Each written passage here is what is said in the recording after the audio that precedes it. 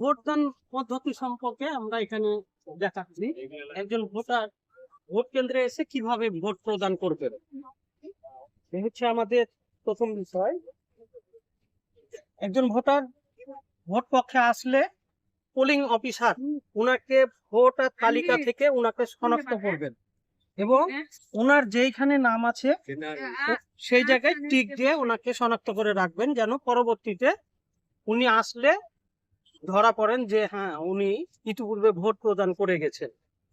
এরপরে উনার আঙ্গুলে অমোচনীয় কালি দিবেন এবং উনাকে সহকারী প্রিজাইডিং অফিসার একটি ব্যালট পেপার ইস্যু করে দিবেন।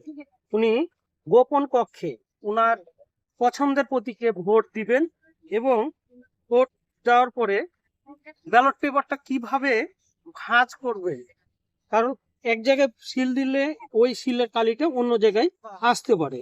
এই জন্য প্রথমে এইভাবে সাদা অংশের অর্ধেক, এই দিক থেকে সাদা অংশের অর্ধেক এবং মধ্যখানে এইভাবে ভাঁজ দেব, যেন মার্কিং সিলের কালিটা অন্য কোনো পদ্ধতি দিয়ে না পড়ে। এবং এই ব্যালট পেপারটা ভাঁজ দিয়ে আমাদের ব্যালট বাক্সে পড়ে আমাদের স্টলে আছে, আপনারা নিতে পারবেন। একজন ভোটার আন্দোলন ভোট প্রদান করবেন।